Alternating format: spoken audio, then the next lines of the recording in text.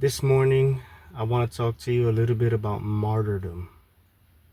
When someone is a martyr of the faith, they die for their beliefs and their devout lifestyle, not just simply an intellectual belief, but a lifestyle that is evident and that reflects their belief in the gospel of Jesus Christ.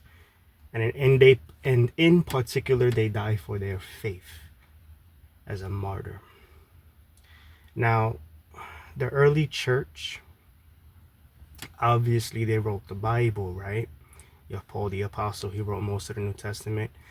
But people who were the students of people like Peter, Paul, James, and whatnot would go on to also have writings. Some of these writings we have access to. I'm going to read something that it was written around between 150 and 215 AD by Clement of Alexandria. Alexandria, I believe, is in Egypt. So listen to this. Clement of Alexandria, Stramata, that's the particular book or writing that it's in, 71163.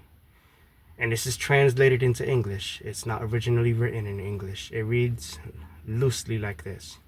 They say accordingly that the blessed Peter, this is talking about Peter the Apostle, on seeing his own wife, led away to death. Remember, in the Gospels, Jesus healed Peter's mother-in-law. Peter was married. We don't know his wife's name or any details. That we don't know if they had children.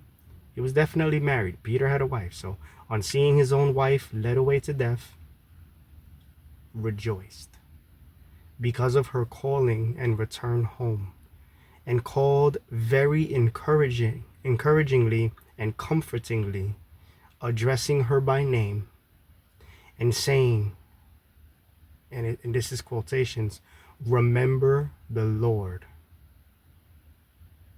Such was the marriage of the blessed, and their perfect disposition toward those dearest to them.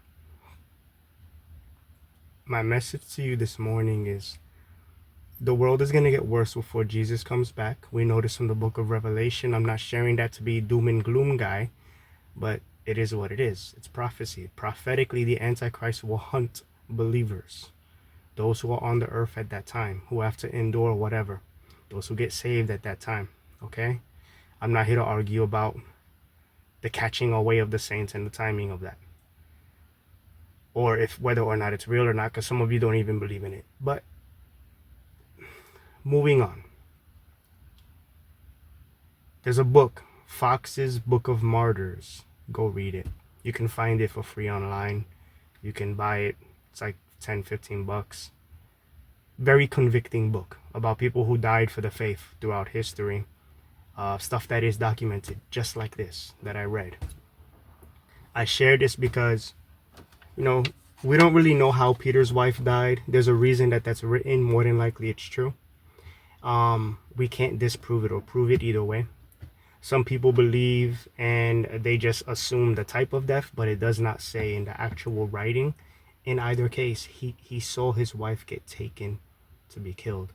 We know historically from the writings of the early church that Peter was killed upside down by crucifixion. We know Paul, they say he was beheaded. Every apostle was martyred for the faith. They never recanted up to that moment. When the Bible was being translated into English, illegally, mind you, by people who were coming against the Catholic murder-death institution, because Roman Catholicism is not biblical Christianity, people started reading the Bible for themselves, and they figured, all these different things that we're doing in Catholicism is not lining up with the Bible, and they started translating it into English and the common language, and people were converting to the faith, and people were being burned at the stake alive. They were martyrs. There's going to be more martyrs. Someone shared something online that was so interesting. That they teach us in public school about several different genocides in history.